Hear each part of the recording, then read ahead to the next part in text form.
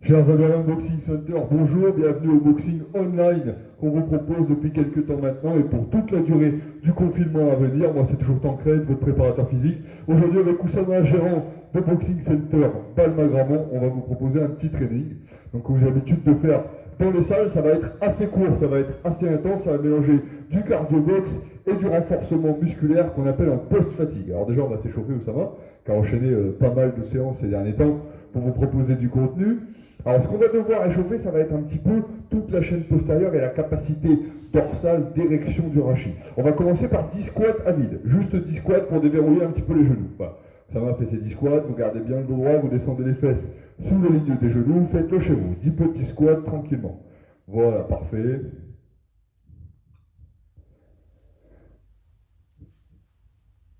Voilà, donc les 10 squats sont faits. Ensuite, on va essayer de compliquer un petit peu, essayer de solliciter aussi les adducteurs et tous les érecteurs du rachis, ceux qui nous permettent de nous maintenir droit. On va croiser avec une jambe par-dessus la première, peu importe laquelle, venir poser les fesses au sol sans utiliser les mains. Chez vous, pareil à la maison, puis ensuite vous allez vous relever toujours sans utiliser les mains. Voilà, alors stratégie libre, hein, où vous venez tourner un genou, vous passez sur le genou. Allez, on va le faire en changeant de jambe. Hop, on va s'asseoir et encore une fois, on va se lever sans utiliser les mains. On fait une dizaine de fois. Voilà, essayez de trouver une stratégie, même si vous sentez que vous avez du mal, vous venez tourner, vous passez sur les genoux, puis vous vous levez comme si vous faisiez une fente principale, et essayez de trouver des stratégies pour utiliser les autres muscles stabilisateurs du corps.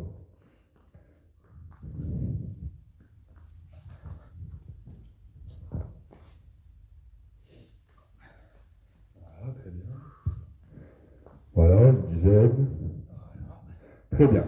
Allez, on va compliquer encore un petit peu. Je vais vous demander de vous munir d'un objet, ça peut être n'importe quoi, une petite gourde, une petite bouteille d'eau, un cahier, votre téléphone portable, le plus lourd possible, en dessous de 2,5 kg. Hein, donc une bouteille serait bien. À cet effet, Oussama, qui est d'un niveau un petit peu plus avancé, vu qu'on bénéficie du matériel pour le tournage, a pris un kettlebell de 4 kg. Hein. Donc ce kettlebell, c'est très pratique parce qu'il y a une poignée qui va nous permettre de tourner la prise à tout moment pour être constamment à l'aise, ce qui n'est pas le cas avec une bouteille d'eau évidemment, c'est pour ça qu'on a choisi ça. Un pack, ah, c'est un peu lourd.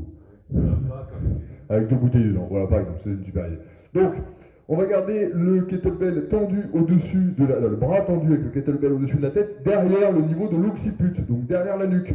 Pourquoi? Parce que ça va vous obliger à plaquer l'omoplate sur le grille costal hein, et à solliciter le dentelé, hein, ce muscle qui va vous permettre de rester érigé. Alors, dentelé antérieur. En faisant ça, je vais demander à Oussama de faire un squat complet et de revenir. Si le bras reste tendu et le kettlebell derrière la tête, il va sentir, et vous aussi chez vous, une profonde contraction des muscles lombaires, paravertébraux. Allez, 10 à droite, 10 à gauche. Voilà, bras bien tendus, je vais chercher et je remonte. Voilà, ça va forcer l'érection du rachis et solliciter tous les muscles qu'on appelle érecteurs du rachis ou paravertébraux qui entourent votre colonne vertébrale. Iliocostal, long dorsal, etc. Très bien. Ce qui est important, c'est vraiment comme il le fait de chercher l'amplitude. Si vous ne descendez pas suffisamment bas, ce travail ne va pas être pertinent parce que votre bassin ne va pas avoir capacité à se mouvoir dans sa loge.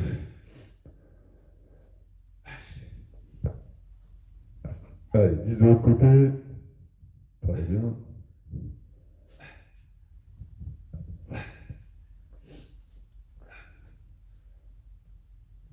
Voilà. En même temps, on a bien l'échauffement de l'articulation scapulo-humérale, donc c'est là où le bras s'insère dans le tronc. Qu'est-ce que tu en penses, Ous? Surtout sur l'autre. Je commençais à sentir un petit peu, surtout que moi j'ai ouvert un petit peu sensible. J'ai effectivement bien senti vers le fond. On sent que la remontée de là jusque sur le bas du dos vers la colonne vertébrale, on sent qu'il y a un étirement qui se fait. Très bien. Hein, et aussi à cette zone-là, un muscle qui s'appelle le carré des lombes, qui vous sert à faire l'inclinaison homolatérale. Donc, on va compliquer encore un peu. C'est-à-dire qu'en maintenant ce kettlebell ou votre charge, quelle qu'elle soit chez vous, au-dessus de la tête, je pense que là vous avez eu le temps de terminer vos 10 répétitions de chaque côté, on va chercher à s'asseoir comme tout à l'heure, et le bras bien tendu, à se lever. On va appeler ça un petit sit-up. Allez, 10 de chaque bras en alternance. C'est parti. Et on aura sollicité tous les muscles de la posture, réveillé un petit peu tous les muscles qui par ailleurs pourront vous gêner sur l'entraînement qui suivra, hein, qui viendra juste après. Un entraînement que vous connaissez, assez classique, mais qui a fait ses preuves, je crois. Voilà, parfait. Vous voyez, il n'y a pas une main qui se pose au sol. Ça lui permet de mobiliser vraiment toutes les articulations. Hein. Hanches, genoux, chevilles, pour être obligé de se lever sans les mains. Et ça va drastiquement diminuer le risque de blessure. On a un temps qui est hyper changeant, en plus je ne sais pas quelle température il fait chez vous. Température idéale d'entraînement, entre 13 et 18 degrés je dirais. Ça ne sert à rien d'aller chauffer à 22, vous allez vous faire du mal. Voilà. Après un échauffement comme celui-là, votre température corporelle a déjà suffisamment monté.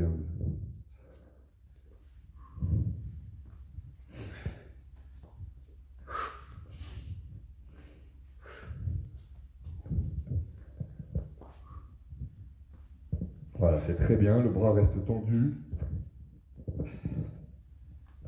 Allez, où ça va? On s'oblige à garder le kettlebell derrière la tête. Voilà, à plaquer ses omoplates en arrière.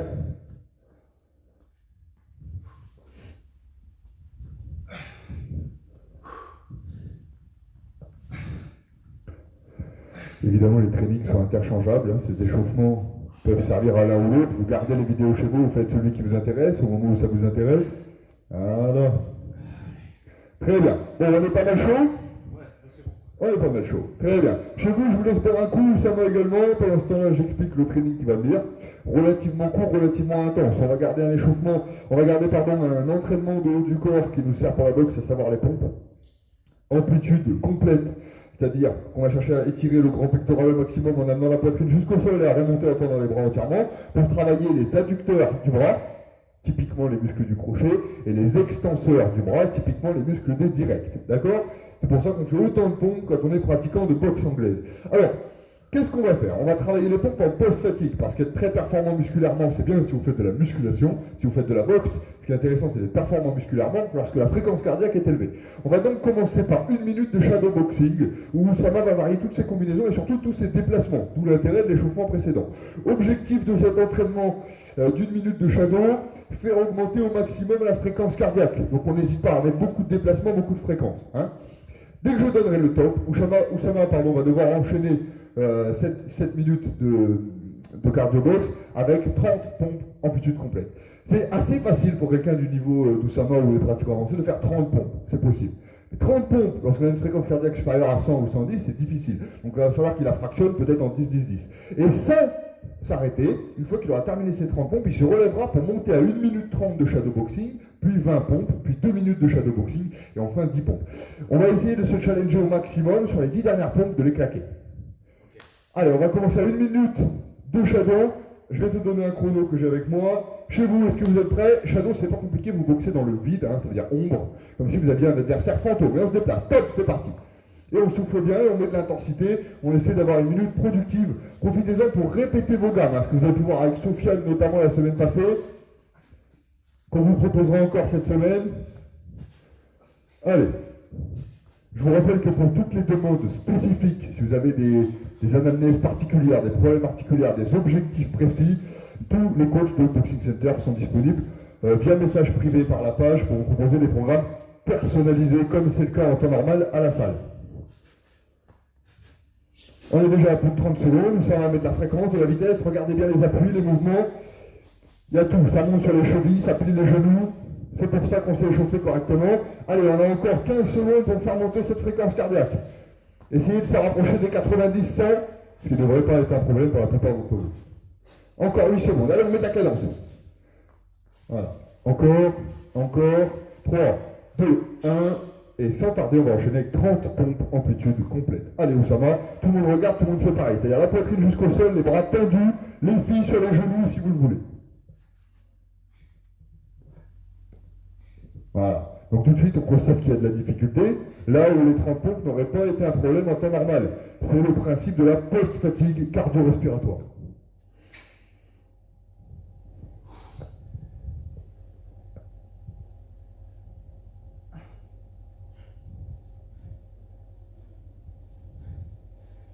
Très bien, la gestion de l'effort est bonne. C'est exactement la même chose lorsque vous êtes sur un ring de boxe.